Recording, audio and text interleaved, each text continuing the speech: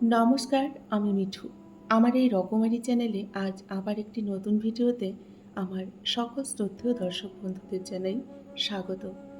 আশা করছি সকলেই ভালো আছেন এবং সুস্থ আছেন। বন্ধুরা চলুন তাহলে আজকের ভিডিওটি শুনে নেওয়া যাক। আজ আমি সম্পূর্ণ আলাদা রকম একটি ভিডিও আপনাদের জন্য নিয়ে এসেছি।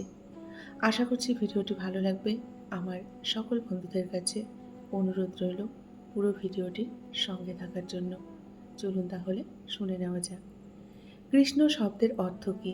আমরা হয়তো অনেকেই জানি না। কৃষ্ণ শব্দের প্রকৃত অর্থ হল সর্বাকর্ষক, অর্থাৎ যিনি সব কিছুকে নিজের দিকে আকর্ষণ করেন। এই জগতে আমরা সবাই মায়ার দ্বারা কিন্তু আচ্ছন্ন হয়ে রয়েছি। মায়া সর্বদাই অন্ধকারময়। ভগবান শ্রীকৃষ্ণ আমাদের মায়ার প্রভাব থেকে আকর্ষণপূর্বক উদ্ধার করে নিজ কৃপায় পরমানন্দ প্রদান করেন। তাই তিনি হচ্ছেন ভগবান শ্রীকৃষ্ণ। জীবনে যতই ঝামেলা থাকুক কখনো চিন্তা করবেন না। চিন্তা করলে দেখবেন বেড়ে যাবে। চুপ থাকলে কমে যাবে। ধৈর্য রাখলে একসময় সমস্ত ঝামেলা কিন্তু শেষ হয়ে যাবে। আর ভগবানের উপর বিশ্বাস রাখলে সব খুশিতে কিন্তু পরিবর্তন হয়ে যাবে।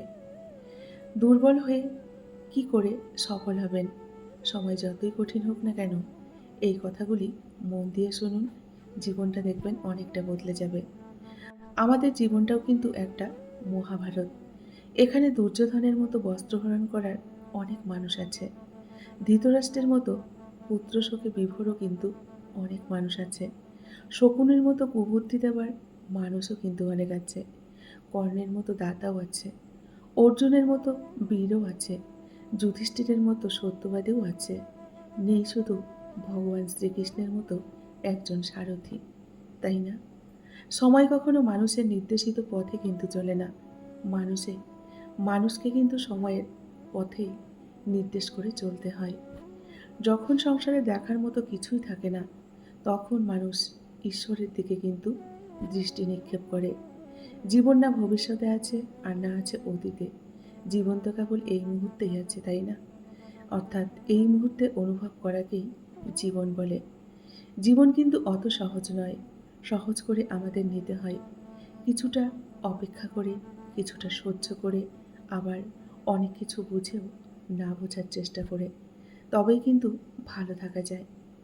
ভগবান শ্রীকৃষ্ণ বলেছেন, জীবন থেকে কিছু হারিয়ে গেলে হারিয়ে যাওয়ার পর আফসোস করে কিন্তু কোনো লাভ নেই। থাকতে মূল্য দিতে শিখুন, চলে যাওয়ার পর নয়।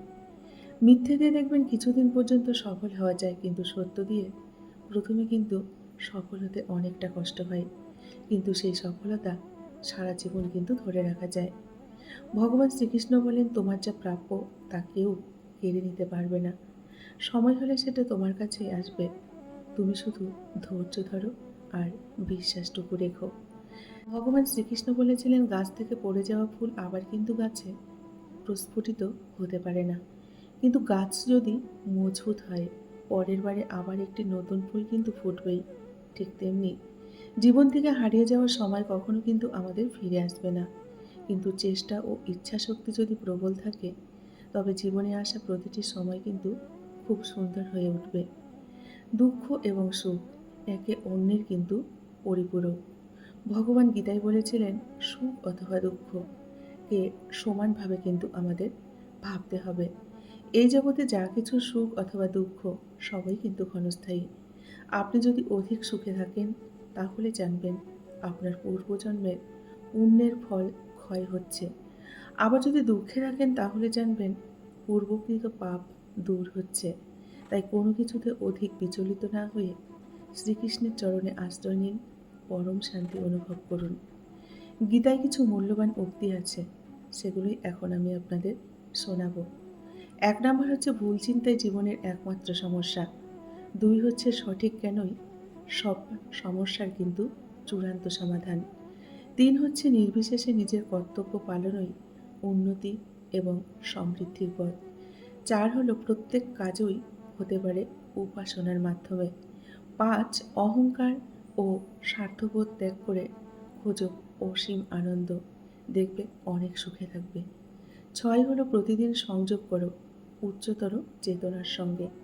৭, যা শেখো তা জীবনে বাস্তবায়ন করো। আর্ট হলো নিজের থেকেই কখনো হাল ছেড়ো না। দেখবে প্রত্যেকটি কথা অনুসরণ করো, জীবন অনেক সুখের হবে। সম্পর্ক শুধু রক্তে মাংসে গড়া দুটি শরীরের কিংবা জাতপাত উঁচু নিচু ভেদাভেদের উপর কিন্তু নির্ভর করে না বন্ধুরা। সম্পর্ক নির্ভর করে আত্মার সাথে আত্মার মিলনের তথা পারস্পরিক বিশ্বাস এবং মর্যাদার উপর। যেই দরজা তোমায় বারবার ক্ষতবিক্ষত করে, সেই দরজায় খিল দিতে শেখো। হোক বাইরের দৃশ্য খুব সুন্দর, কিংবা বাইরের মানুষগুলো একেবারে মনের মতো পরিপাটি কিংবা কাছের, তাতে কি? কিছু ভালো এবং ভালোর জন্য, ভালো থাকার জন্য অনেক কিছু কিন্তু ছেড়ে আসা আমাদের উচিত।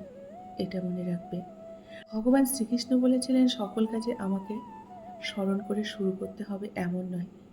প্রথমে চেষ্টা করো, অসফল হলে আমায় স্মরণ করো। আমি অবশ্যই তোমাদের পথ দেখাবো। ক্ষুধার্ত মানুষের কাছে নীতির কথা আর রাগী মানুষের কাছে উচিত অনুচিতের কথা দুটোই কিন্তু অর্থহীন। ভগবদ্গীতায় শ্রীকৃষ্ণ অর্জুনকে বলেন যে, যে মন বন্ধু হতে পারে, আবার একই সঙ্গে সে শত্রুও কিন্তু হতে পারে। মনের বন্ধুর দিকটা নজর দাও, তাকে কাজে লাগাও। এই শত্রুর দিকে বেশি মনোযোগ দিও না। জীবনে ঝামেলা কিন্তু আমাদের প্রত্যেকেরই আছে এবং থাকবে। জীবনে ঝামেলা যতই থাকুক, কখনো চিন্তা করবেন না। চিন্তা করলে দেখবেন ঝামেলা আরও বেড়ে যাবে। চুপ থাকলে অনেকটা কমে যাবে। ধৈর্য রাখলে একসময় সব কিছু শেষ হয়ে যাবে। আর ভগবানের উপর বিশ্বাস রাখলে তা দেখবে খুশিতে পরিণত হয়ে যাবে। স্বার্থের পৃথিবীতে কিন্তু বন্ধুরা ভালো আর খারাপ বলে কিছুই হয় না। আপনি যার মন রাখতে পারবেন তার কাছেই আপনি ভালো, আর যার মন রাখতে পারবেন না তার কাছে আপনি অনেকটাই খারাপ। এটাই হলো বাস্তব। যেখানে আপনার মর্যাদা নেই সেখানে না থাকাই ভালো। সেটা হোক না কারো বাড়ি কিংবা কারো হৃদয়, সেখান থেকে চলে আসাই কিন্তু অনেকটা উত্তম। নিজেকে নিজের মতো করে তৈরি করুন, অন্যের মতো নয়। তেমন হলে সৃষ্টিকর্তা কিন্তু সবাইকে একই রকম বানাতেন, তাই না? প্রত্যেককে তিনি আলাদা আলাদা কিন্তু গুণ দিয়েছেন। তাই নিজেকে অন্যের মতো তৈরি না করে নিজের সেই গুণটাকে প্রস্ফুটিত করে তুলুন।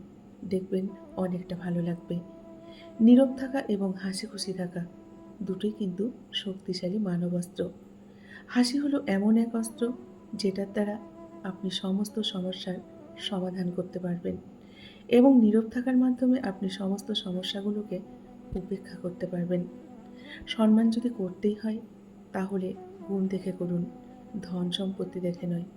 বিশ্বাস যদি রাখতেই হয় তাহলে নিজের উপর রাখুন, অন্যের উপর নয়। আর বিয়ে যদি করতেই হয় তাহলে চরিত্র দেখে করুন, রূপ দেখে নয়। দেখবেন জীবনটা অনেক সুখের হবে এবং দাম্পত্য জীবন অনেকটা আনন্দে কাটবে। বন্ধুরা, আজকের ভিডিওটি আমি এই পর্যন্তই রাখছি।